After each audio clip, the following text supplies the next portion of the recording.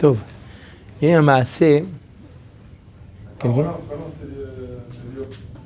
Ah, ok. Il y a eu un maasé, une personne qui n'est pas chômeur Shabbat, il fait attention à la cacheroute. Cacheroute, il fait attention, mais Shabbat, pas encore, on va dire. D'accord? Et cette dame-là, c'est une dame, cette dame, elle a préparé un gâteau à son neveu. Son neveu est venu lui rendre visite et lui a préparé un gâteau. Maintenant, ça s'est passé quand cette histoire? Ça s'est passé Shabbat. La question du neveu, c'est est-ce que... Il a amené Shabbat? Non, il est venu lui rendre visite. Ah. Le neveu est venu rendre visite à sa tante Shabbat et lui sort des gâteaux. Maintenant, il sait que le niveau cacheroute, elle achète tout en bas, elle a un supermarché Méadrine, tout ce qu'il faut, elle achète tout là-bas. Mais Shabbat, c'est pas encore ça chez elle. D'accord? Il y en a beaucoup comme ça, cacheroute, ils font attention. C'est Méadrine. Non, là c'est pour de vrai. Non, d'accord. Là c'est pour de vrai. Il n'y a pas de problème de cacheroute, il n'y a pas de problème d'ingrédients. Le problème c'est que quand est-ce qu'elle a fait le gâteau? Est-ce que le gâteau elle l'a fait pendant Shabbat ou elle l'a fait avant Shabbat? Elle veut pas répondre. C'est pas bon? Alors lui, il n'ose pas poser la question. Lui, il se dit, lui poser la question, c'est ma mâche l'a vexé, je ne peux pas lui poser la question. On peut comprendre. Tata, t'as fait ça, t'as cuit ça. Ouais, c'est le rove des jours. Le rove des jours. Elle l'a fait spécialement pour lui. Ça non plus, il n'ose pas lui poser la question. T'as fait pour moi, tu veux dire... tu savais pas que j'allais venir, donc tu l'as fait maintenant. De là, tu veux déduire. D'accord? On a un grand safek. Vous avez qui est cher, il n'y a pas? Il y en a qui permettent le lait qui est très Shabbat. Est-ce que toi, dès qu'il est très Shabbat, alors sur le rove des jours, il est très... Le rove, parce que là-bas, c'est une rove de quantité. Là-bas, tu as le rove du lait qui est mélangé. Le rove et de lait, il est permis. C'est du lait qui a été trait pendant la semaine. Donc, il est batel berov. D'accord? Là, non. Mais là, non. Je ne sais pas quel jour. Il a été fait... C'est pas un gâteau qui date de jeudi. D'accord? Il aurait séché. C'est un gâteau. D'accord? Ou vendredi ou Shabbat, il a été fait le gâteau. Il y a un doute. Quel est le din? On a le droit de manger ou pas? D'abord et avant tout, il faut savoir quel est le din d'un aliment qui a été cuit pendant Shabbat. Alors ça, c'est plusieurs sugyot dans le chasse. Hamevachel be Shabbat, quelqu'un qui cuit pendant Shabbat. Quel est le din? Bien entendu, on n'a pas le droit de cuire. Mais est-ce qu'on a le droit d'être né? Est-ce qu'on a le droit de profiter de quelque chose qui a été cuit pendant Shabbat? On a le droit de le consommer ou non? On n'a pas le droit de le consommer. On a une grande marloquette parmi les Tanaïm. Est-ce qu'on a le droit? Ça va dépendre. Est-ce que c'est Béchogeg, il a fait ça? Est-ce qu'il a fait ça Bémézid? Est-ce que c'est pour lui? Est-ce que c'est pour Acherim, ce qu'on appelle pour les autres? Il y a beaucoup de critères pour savoir est-ce que la chose, on a le droit d'en profiter ou on n'a pas le droit d'en profiter. D'accord? Il y a de manger Méadrine tout le temps ou c'est quand tu y viens? Non, tout le temps. J'ai dit tout le temps, ces ingrédients à la cuisine. Elle n'a pas l'habitude de faire les courses loin de chez elle. En bas de chez elle, elle habite au-dessus du Yesh. Elle a un magasin cachère. On a dit que ce n'est pas ça le problème, donc c'est pas grave. Non, mais ça doit rentrer en ligne de compte s'il pose la question. Non, j'ai dit voilà, non. Je sais pas, la question, elle n'est pas au niveau de la cacheroute, il n'y a pas de problème. La question, elle est juste au niveau de ce qu'on appelle Maaseh Shabbat. Il y a une notion qui s'appelle Maaseh Shabbat. Quelque chose qui a été pendant Shabbat, est-ce qu'on a le droit d'en profiter ou on n'a pas le droit de profiter d'une melacha qui a été faite pendant Shabbat? Déjà quelque chose qui a été transporté Shabbat en voiture. On peut le manger ou pas? Oui. Pourquoi? Là aussi, tu poses une bonne question. Normalement, quelqu'un qui a fait une melacha Shabbat. Je ne parle pas d'un cas de safek dans notre cas. On est sûr que la personne a cuit l'aliment pendant Shabbat. D'accord? Ou il a rentré... Attends, il y a une différence. Je vais dire la différence. D'accord? Ou par exemple, il a mis dans la daf, il a vu qu'il n'y avait pas assez d'œufs, ils aiment les œufs, il a ajouté des œufs dans la daf. D'accord? Mettre un œuf dans la daf, c'est une melacha de oraita. D'après tous les avis, il a fait ici, il a transgressé une melacha minatora. Cuire un gâteau, c'est une melacha minatora. Quelqu'un qui a transgressé une melacha minatora. Quelle est la conséquence? Alors ça va dépendre s'il a fait ça béchogeg, il ne savait pas, ou il a fait ça bémézid. La halakha nous dit, s'il a fait ça béchogeg, alors c'est moutar, l'aliment il est moutar, et pour lui et pour n'importe qui, mais que Motsei Shabbat. On ne pourra pas en profiter pendant Shabbat, mais dès la sortie de Shabbat, il fait la Havdalah et il prend l'aliment, il le mange, il n'y a aucun problème. Il a été préparé Shabbat. Il a été cuit pendant Shabbat. L'aliment, il a été préparé, d'accord? Ils ont fait le gâteau, tout le gâteau, il a été fait pendant Shabbat. Si ça a été fait Beshogeg, d'accord? Ils ne savaient pas.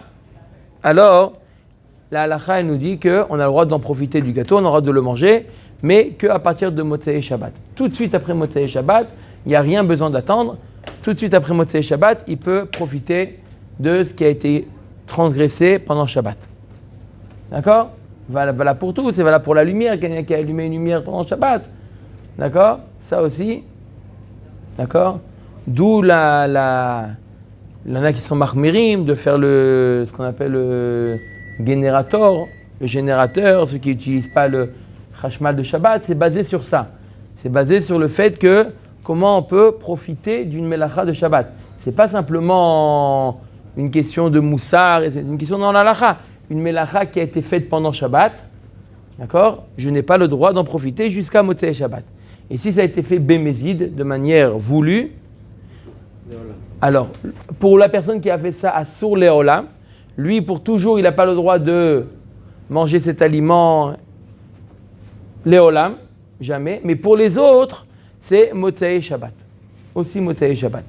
Comme ça a été tranché la halakha dans le Shulchan Aruch, Siman Shinutret Seif Alev, comme l'avis de Rabbi Yehuda dans la Gemara, qu'on fait une différence entre Shogeg et Mézid que pour lui. Mais pour les autres, il n'y a pas de différence, c'est tout le temps Motsei Shabbat. Donc pendant Shabbat, d'après Rabbi Yehuda, il n'y a rien qui est permis pendant Shabbat même. On ne peut pas du tout profiter d'une melacha qui a été faite pendant Shabbat. Le Gaon de Vilna, lui, il tranche pas comme le Shulchan Aruch. Le Gaon de Vilna, il tranche dans la Gemara comme Rabbi Meir, qui pense différemment, ça dépend. Si ça a été fait Beshogeg, eh ben on a même le droit d'en profiter pendant Shabbat.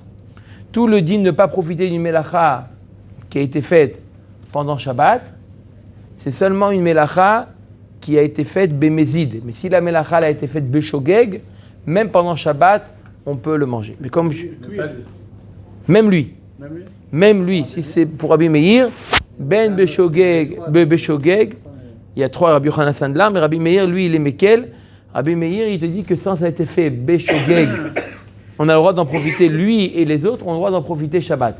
Et si ça a été fait Bémézid, lui et les autres doivent attendre Motsei Shabbat pour profiter de cet aliment, de cette melacha qui a été faite. C'est pas seulement dans la melacha de Mevachel. Quand elle a fait un gâteau, Non, mais... c'est un mézid. Maintenant, Est-ce qu'on peut se baser sur le fait que si elle mange cachère... j'ai rien dit, tu poses une question, j'ai pas sur ce que j'ai dit, tu demandes maintenant comment on considère une femme qui a... On peut considérer que cette femme-là, elle va avancer et si tu la vexes, elle risque de lâcher. Attends. Là, tu as demandé est-ce que c'est Beshogeg ou Bémézid. Après, tu dis est-ce qu'il n'y a pas des circonstances atténuantes. D'abord, pour l'instant, comment il est considéré? D'accord? Comment il est considéré quelqu'un qui est Mechalel Shabbat? Alors, d'après moi, comme a dit David, je suis d'accord que aujourd'hui, beaucoup, pas tous, mais beaucoup de personnes qui ne sont pas Shomrei Torah ou Mitzvot sont considérées comme Tinok Shenishba. Si on voit la définition du Rambam de Tinok Shenishba, parce qu'il y en a beaucoup qui disent oui, mais aujourd'hui, il y a tellement de les gens ils sont tellement au courant de qu'est-ce qu'on appelle, c'est quoi la Torah, les Mitzvot, comment tu peux le considérer comme Tinok Shenishba? Alors je vais vous dire la définition du Rambam, comment le Rambam il définit un Tinok Shenishba, Ben Hagoyim. C'est quoi d'abord Tinok Shenishba Ben Hagoyim? Un enfant qui a le cas classique de Tinok Shenishba, c'est un enfant lorsqu'il était bas âge, il a été pris en captivité, il a été élevé chez les Goïm, d'accord? Il a été élevé chez les Goïm, aujourd'hui il se comporte comme un Goy, il est considéré comme un Ones, Anous. C'est un forme majeur. Et le Rambam il nous dit, même s'il sait le Dat Yehudi, il sait qu'il est juif et il sait qu'il y a les juifs, ils ont une religion, d'accord? Même si c'est converti. D'accord? Alors, c'est quoi la différence? Comment tu peux considérer, voilà, justement on parlait de quelqu'un hier. Est-ce qu'on est considéré comme Tinok Shenishba ou pas? Comment on peut dire lui il est Tinok Shenishba, lui il n'est pas Tinok Shenishba? C'est quoi la différence? Le Rambam, il est clair. Le Rambam, il est clair. Le Rambam, il dit la définition de Tinok chez Nishba, même s'il est Befaresia, il roule en voiture Shabbat, il a encore appelé Tinok chez Nishba. Comment on considère quelqu'un qui est Tinok chez Nishba? Lui, il est Tinok chez Nishba, lui, il n'est pas Tinok chez Nishba. La seule, même, non, il peut avoir Tinok chez Nishba, il était à vol. La différence entre Tinok chez Nishba et Tinok chez Nishba, si, c'est quoi l'importance? Est-ce qu'il sait que c'est Mechayev? Est-ce qu'il sait que, non, est-ce qu'il sait que le Torah au mitzvot, on est obligé de respecter, c'est pas un choix. Aujourd'hui, dans la majeure partie des gens qui ne sont pas Shomrei Torah au mitzvot, ça va peut-être vous étonner, mais si vous réfléchissez bien, vous voyez que c'est comme ça la Metsiout. Beaucoup de gens qui ne sont pas Shomrei Torah au mitzvot pensent que celui qui a choisi, c'est un choix dans la vie. Tu as décidé d'être religieux, ils vont te dire clairement, moi j'ai décidé d'être Éloni. Il y a des avantages, il y a des inconvénients, tu as décidé, c'est un choix. Comme tu choisis, quand tu votes quelque chose, c'est un choix que tu fais. Là aussi, c'est un mode de vie, tu choisis ton mode de vie. Ils ne voient pas ça comme quelque chose que on est tous obligés, aussi bien toi que moi, que lui, tout le monde est tenu de respecter, et lui, il enfreint quelque chose sur lequel il est obligé. C'est simplement, il se dit, c'est un choix dans la vie. Chacun il choisit, il faut de tout pour faire un monde. Oui ou non? Sauf si tu veux te mériter. Ça, c'est vraiment les... Non, même ça. Ah, mais eux, pour eux, Même quand c'est la Ils Haris. font une religion. Même quand c'est les leur Haris. religion. Quand c'est la Haris. Parce qu'eux, ils voient, c'est je suis pas en train de. Il faut les palais qui sont mais tu vois. Mais comment ils voient? Eux, ils te voient comme si quelqu'un, tu essayes de les forcer à rentrer dans ton système. Chacun son système. Mais alors que c'est pas ça. Mais c'est pas ça que tu as choisi. Alors que c'est pas ça. L'erreur, elle est fondamentale. Je n'ai pas choisi. J'ai compris comment que Akadosh Baruch Hu, il a créé le monde. Il y a eu un moment il y a eu Mahamad Har Sinaï et on a été forcé. C'est pour notre bien, mais on est forcé. D'abord, c'est à l'origine comment ça fonctionne. D'abord, Torah Mitzvot. C'est pas un système de vie. Moi, tu sais, beaucoup de Chiloni, tu dis, moi j'ai décidé d'être Chiloni. J'ai décidé d'être Chiloni. D'accord? Il ne peut pas le prendre autrement. Non, lui, d'être Éloni, c'est une décision. Il y en a qui sont plus engagés. Ils savent, il y en a qui savent que ça les engage. D'accord? On parlait hier de quelqu'un. Ils savent que ça les engage. Simplement, pour une question de ta'ava, de ce que tu veux, eh ben, ils décident de faire autre chose, de faire autrement. Je pense qu'on peut dire son nom. Hein. Il fait tellement de mal dans le monde entier que Gad Elmaleh. Il a envoyé un truc Rancher là-dessus. J'ai vu, ouais. Justement, on parlait de ça, justement. Je pense qu'il faut dire son nom d'Afka parce que On pourra apprendre à ne pas faire la même chose. ça va loin. Non, bon. C'est une fiction, c'est un film. Mais il Non, utilise c'est plus ça. un film. Quand tu joues le gangster, tu tues un mec, il peut jouer un rôle de mafiosi dans un film. C'est mais dehors, il est en train de jouer le rôle qu'il a. Ah, si. Le malade imaginaire, il devient le malade imaginaire. Tu sais, le malade imaginaire, c'est lui qui prend. Ça faire ça dehors en disant, moi aussi j'hésite et je sais pas, là c'est un problème. Bon, Dans un film, en c'est tout fiction. cas, voilà. Non, mais je parle dehors, moi. Ouais, c'est ça. En tout cas, c'est ça ce qu'on appelle Tinok Shenishba ou pas Tinok Shenishba. Tinok Shenishba, il sait, il est au courant, il connaît toute la Torah, mais il pense que quoi? Moi, je pense que c'est vrai pour Shabbat, mais par exemple, pour un homosexuel, par exemple, qui décide d'être homosexuel, il sait très bien que c'est assourd. Et lui, il dit qu'il ne décide pas, il dit qu'il est né comme ça. L'homme homosexuel, ils disent pas qu'il a décidé. Ils disent qu'ils sont nés comme ça. Il est tombé comme ça. Il sait qu'il y a quelqu'un, il y a un... Non, il dit, moi je choisis. Non, eux, ils disent qu'ils n'ont pas le choix. Ils disent, à 14 ans, on doit demander à l'enfant, j'avais écouté une émission en France, ils disaient, on doit demander à nos enfants, vers quelle direction il va choisir. Dans les écoles, On le laisse choisir. Attendez. En Israël. Voilà, en Dans Israël, les écoles, ils font venir des des toutes transgenres. sortes pour qu'ils parlent avec les enfants, qu'ils sachent que ça existe. Les enfants 6 ans, 7 ans, 8 ans. Ouais. Bah, bon, C'est grave. en classe, ils viennent. C'est le nouveau Moi, truc. je suis un homme, une femme. Et maintenant, il y en a même à 10 ans, ils Catastrophe. acceptent, ils disent non, moi je suis un garçon, moi je suis une fille. Moi, je suis... Et les parents Ils n'ont rien le droit changent de faire. d'identité. Les petits poulets à main, ils les ont J'ai entendu aussi que même quand tu mets Nahag, Naheget, avec slash Tav, ils veulent enlever le slash. Le slash, ça montre qu'il y a deux genres. Ils sont devenus fous. Entendu? Le slash, ça montre qu'il y a deux genres. Nahag et Naheget. Conducteur, conductrice. Donc,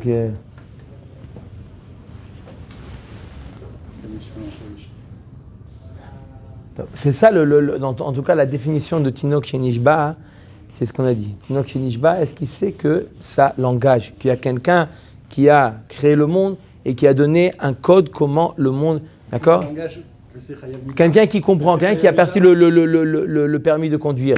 Il sait que quoi? Tu veux rouler sur la route, tu es obligé de suivre le code de la route. Tu ne peux pas faire ce que tu veux, d'accord? Est-ce que tu as compris que quand tu es né juif, tu as des obligations? D'accord? Et tu n'as pas le choix. Et sache que c'est pour ton bien, tu peux lui dire tout ce que tu veux, mais sache que tu es né avec un 613. Je t'ai rien demandé. L'écart notsarta. Et je dois savoir que c'est Chayamita. C'est ça, non, l'idée. Ça, c'est d'après un avis qu'il faut connaître aussi le Onesh. Il faut connaître aussi le Onesh pour que ce soit Shogeg ou Mézid. Voilà. D'accord? Sinon, c'est appelé Shogeg. Mais là, je parle de Ones. Un Tinok Shenishba, Birla, il l'a appelé Ones. Pourquoi on se base quand on dit Bechol Ha'am Bishgaga? Voilà, Shogeg. Je ne sais pas dans quoi le contexte. Tout, c'est ce qu'on dit. On parle des korbanot. Les korbanot, on parle, ils sont poters sur Kol Ha'am Bishgaga. Tout ce que le peuple il a fait Bishgaga. Pas que tout le peuple il est Bishgaga. C'est ce qu'on dit dans la tefila, quand on prie à Kadosh Baruch Hu de pardonner les péchés, et Kol Ha'am Bishgaga. À qui bon? Oui, Bechol Ha'am Bishgaga. Dans le passouk, on parle d'un korban. On amène le korban pour pardonner ce qui est shogeg. Mais le mézid, il existe. Il ne faut pas se leurrer. Le mézid, il existe. Quelqu'un, il peut être de shalom, mais mézid. Mézid, il est conscient, il est mézid. D'accord? Peut-être c'est la chaîne mélitzite, c'est simplement pour. D'accord. Mais c'est là que maintenant il a demandé, Eric, il a demandé, il dit oui, mais on n'a pas été, on nous a pas demandé, on nous a pas posé, on nous a pas demandé. D'accord? On nous a pas posé la question, est-ce qu'on veut ou on veut pas? Oui, mais Eric, pour rien au monde, il va l'appeler la Non, mais c'est que d'accord. tu ça me rappelle. Moi, je n'ai pas fait ce choix. Moi, vous me dites que je suis juif, mais j'ai rien demandé. Moi. Non, c'est pas ce qu'ils disent. C'est pas ce qu'il dit. Un juif, c'est pas engagé. C'est-à-dire, il y a des juifs comme ça, il y a des juifs comme ça, il y a des juifs comme ça. Chaque juif, il peut décider ce qu'il veut être. Puis ça me rappelle une histoire qu'on racontait une fois, l'histoire d'un homme qui avait, si je me souviens bien de l'histoire, un homme qui avait deux filles. Deux filles à marier. Et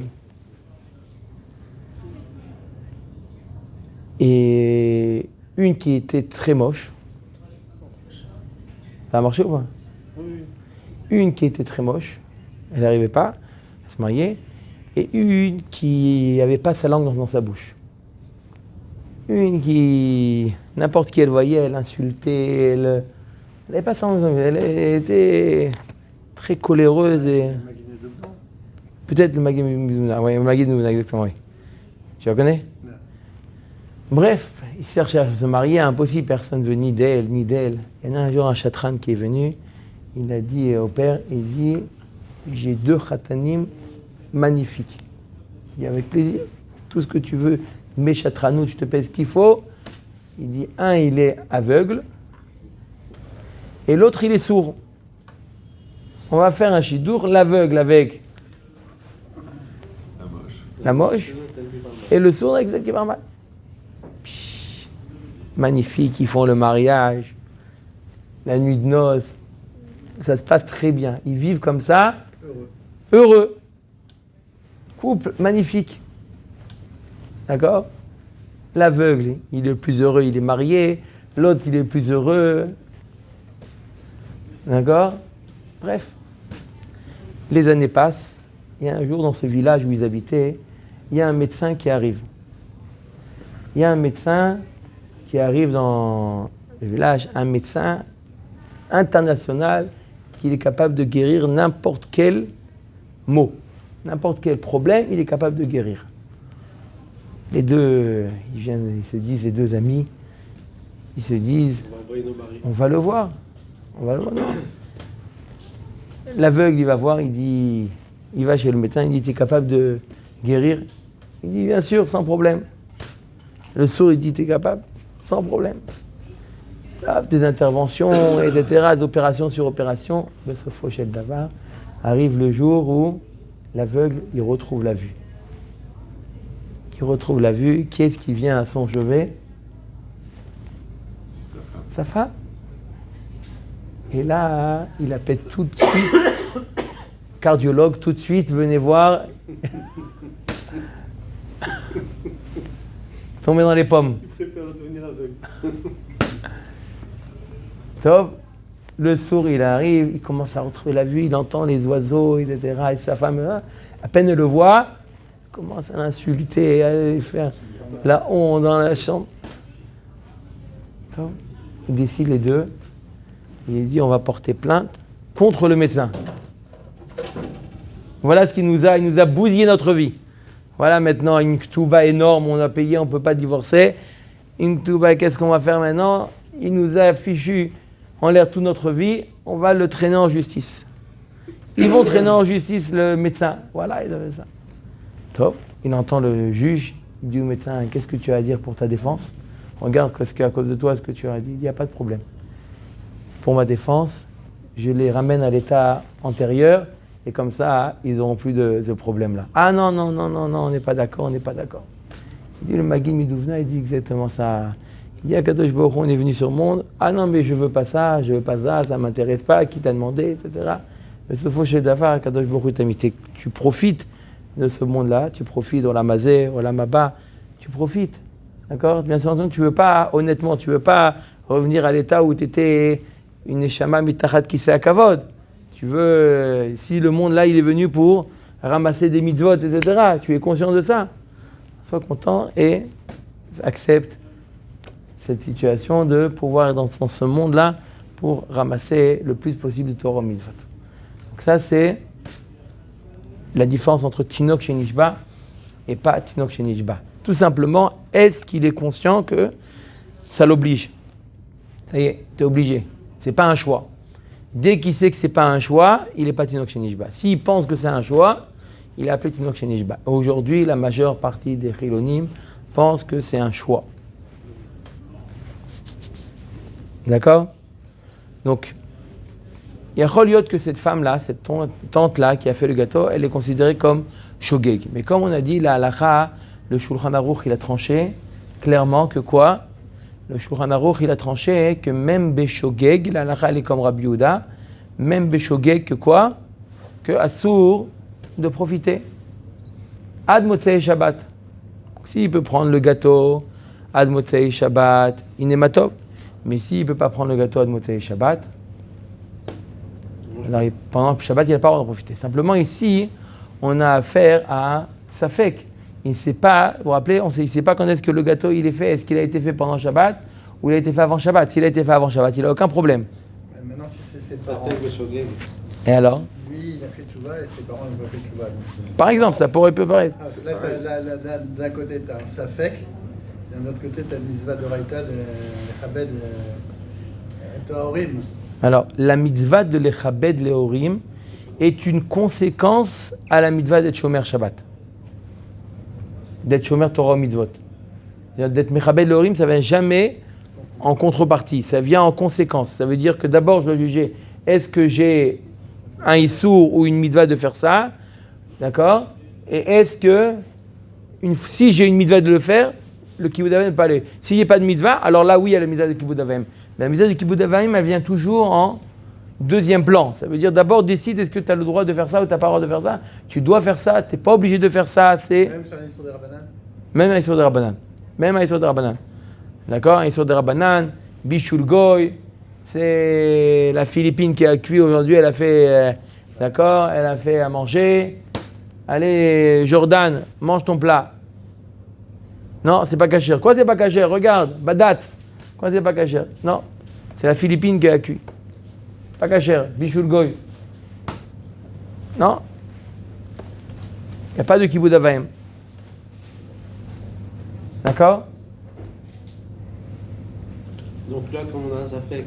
Alors là, on a un Safek. Alors, on a un Safek Midarabanan, exactement. Pourquoi c'est Midarabanan?